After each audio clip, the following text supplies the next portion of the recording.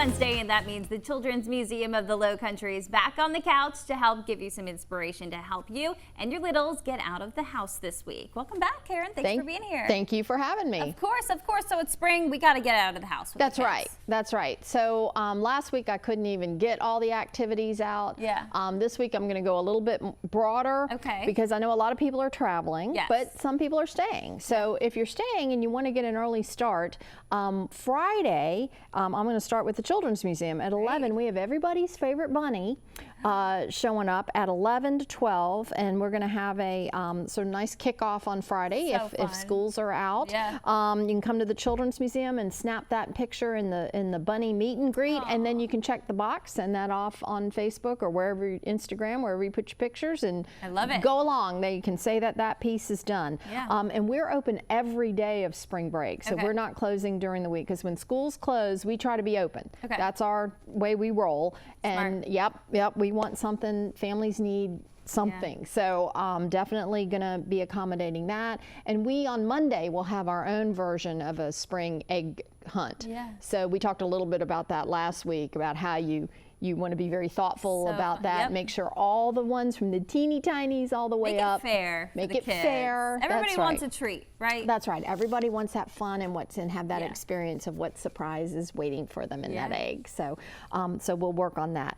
If you, the other one I wanted to point out is South Carolina Aquarium, of course. Our friends over there are awesome, and they're ramping everything up for spring break too, just like we are. So there's going to be plenty of things to do, and the one thing that they're doing that I really like, I wanted to put a shout out to, is the ray feeding. So I would like to do that. It requires a $5 voucher. It's a little extra, but how cool is that you get to feed a stingray? It's one of those things you're not going to forget. Oh yeah. So I suspect they're going to be busy. I suspect we will be too, but I want to encourage everyone to go to their website and see if there's a time available to get in there and maybe experience something fun like that. So fun. I love that. Anything at the aquarium for the kids is so much fun. Oh, I know. We just had friends in town recently, and they're got to go to the aquarium. It's a must. It's a must.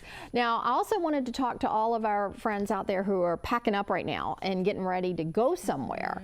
I talked a long time ago, I think, about whining and how tough that is. And I was imagining, think of all the times we're going to hear, "Are we there yet?" over the next, right? I remember saying that all the time. Are we there yet? We would do, I'm from New Jersey, we would do road trips down here to South Carolina, and oh, that was a journey with 2 kids and a dog and all that. That's a haul. Yeah, that's tough. And so I know a lot of families are getting ready to do that. And so I wanted to just share something I read. I read a book recently called Good Inside by Dr. Becky Kennedy. She is a child psychologist and just amazing if you haven't encountered her before. But I wanted to do the deeper dive on the whining, because I figured we're going to hear that with break and being out of school and I'm bored, or I'm this or I'm that. So and I think every parent struggles with this. So she had a beautiful take on it that was new to me, and I wanted to share it. So she actually breaks whining down beyond just how you react to it, to why it's happening. And that's, I think, very key to understanding how to deal with it. So she has a formula she developed for why whining happens, and she says whining equals a strong desire plus helplessness. So the child feels a strong desire for something, but then helplessness. And if you think about, as adults, if that happens to us, now we probably know not to be whiny in public, although sometimes not. Sometimes it happens. Sometimes it happens. You know, you can imagine a scenario. I was trying to think, when have I felt a strong desire and helplessness? Recently, I had been saving up. I wanted to get a little console table for a corner that's empty in the house. Thought I about had it, looked at my Amex bill, and I was like, hey, I'm going to be able to do that this month. And then I had to put 4 new tires on the car. It's out. I wanted something, and I felt helpless because I couldn't do anything about it. This morning when I lost my keys, can't find them. Can't find them anywhere. There you go. Cause for whining. Same thing. It could be whining, an opportunity. So it kind of, when you think about it in those terms, it changes your reaction to the child, because a lot of whining will trigger, and I'll own it. When my son was young and he'd whine, I would immediately think, I'm not a good parent. He's ingrateful, was kind of where I would go. He's not appreciating, he's being whiny, all the great things he has, all those things start going off in my head, and then I feel a need to control that behavior.